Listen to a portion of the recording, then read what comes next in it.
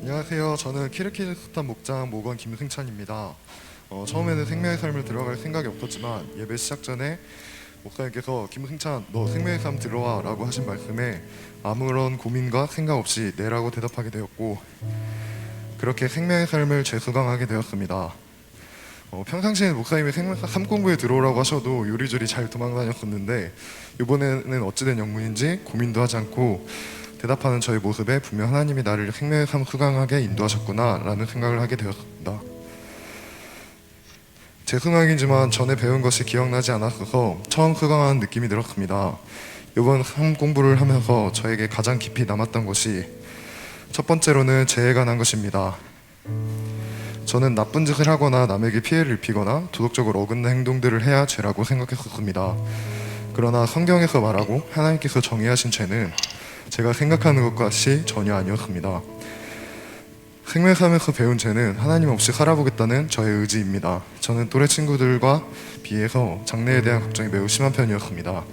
코로나가 아니더라도 제가 가고 싶은 길은 매우 어렵고 험난한 길인데 코로나로 인해 더 좁은 길이 되어버렸는데, 앞으로 내가 그 길을 갈 수는 있을지, 밥은 벌어먹고 살 수 있을지, 이제는 마냥 어리지는 않은 나이인데 언제 자리 잡고 결혼하고 살 수 있을지 걱정거리가 한두 가지가 아니었습니다. 그러나 성경에서는 이러한 걱정들을 장래는 하나님 손에 달려 있는데 내가 내 장래와 인생의 주인이 되려는 것이라고 나와 있었습니다. 저의 이러한 근심들은 이미 하나님께서 아시고 길을 만들어 놓으셨는데 저는 그 하나님을 믿지 않았고 한없이 부족한 제 시선으로 그것들을 바라보았고 나의 힘으로 이겨내보려고 하고 있었습니다. 이번 생명의 삶 공부를 통해 내 인생의 주인은 하나님이시고 그것을 기억하지 않고 염려하고 걱정하는 것이 하나님 없이 살아보겠다는 의지이고 불법임을 배웠습니다.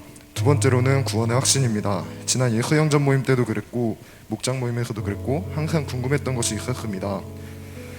저는 예수님이 나의 죄 때문에 인간의 몸으로 이 땅에 오셨고 죽으시고 부활하셔서 그 피값으로 저를 구원하신 것을 믿고 확신하는데, 나의 모습을 보면 그리스도인과 거리가 멀어 보여서 이런 나도 구원을 받은 것일까 하는 의문점이 있었습니다. 그러나 이번 생명의 삶을 통해 제 안의 구원의 확신이 더욱더 견고해지게 되었습니다.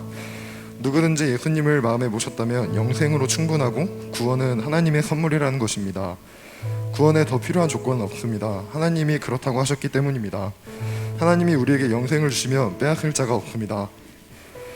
구원의 조건에 나를 대입할 필요가 없음을 배우게 되었습니다. 그리고 그리스도인의 삶은 구원의 결과로 성령님의 인도하심에 변화되는 것이라는 것을 배우게 되었습니다.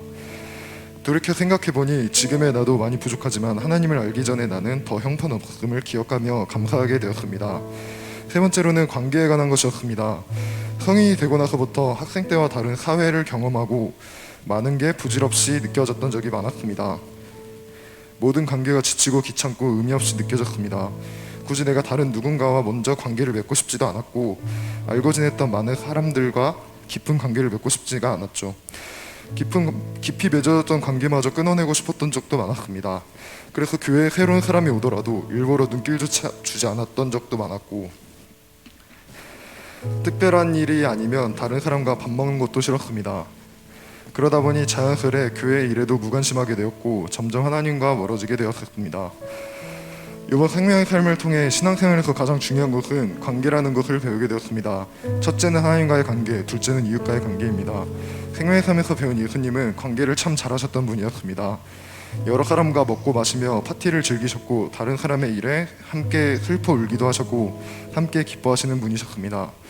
최근에 들었던 말 중에 가장 마음 아팠던 말이, 어릴 때부터 친했고 제가 잘 따랐던 승현이 형이 저에게 승찬아 다음에는 밥 좀 같이 먹자라고 했던 말이었습니다. 집에 와서 곰곰이 생각해보니 내가 뭐라고 다른 사람의 입에서 저런 말을 하게 되도록, 거기다 다른 사람도 아닌 승현이 형이 나에게 그런 말을 할 정도로 거절을 했는지 반성하고 회개하게 되었습니다.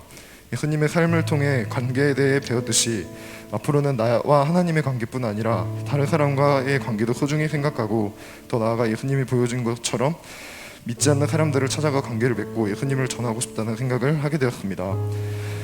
마지막으로 목사님께서 생명의 삶을 시작하기 전에 이루고 싶은 기도 제목을 말하라고 했는데 많은 고민을 했습니다. 이루고 싶은 기도 제목이 있지만 말할 용기가 없어 처음에는 말하지 못했지만 끝내 용기 내서 고백하게 되었습니다. 저의 기도 제목은 담배를 끊는 것이었습니다. 너무 오래 좋지 못한 습관을 가지고 있었기에 끊는 시도조차 매우 힘들었고 왜 그래야 하는지도 잘 몰랐습니다. 다른 사람들에게 말하면 나에 대해 실망하고 안 좋게 보지 않을까 하는 두려움 때문에 굳이 숨기지는 않았지만 공개적으로 도움을 청하지는 않았었습니다. 그러나 목사님과 생명의 삶 동기들 그리고 먼저 고민을 털어놨던 목장 식구들은 저의 걱정과 달리 저를 격려해주고 진심으로 응원해 주었습니다. 오히려 어둠은 빛이 드러나면 사라진다고 저에게 더 용기를 심어주었습니다. 그리고 저의 몸은 그리스도의 성전입니다. 그리스도의 성전에 좋지 않은 것을 뿜어내는 것은 올바르지 않은 행동이라는 것을 알게 되었습니다. 부끄럽지만 아직 금연을 성공하지는 못했습니다. 생명의 삶이 끝나고 다시 무뎌지기 시작했습니다.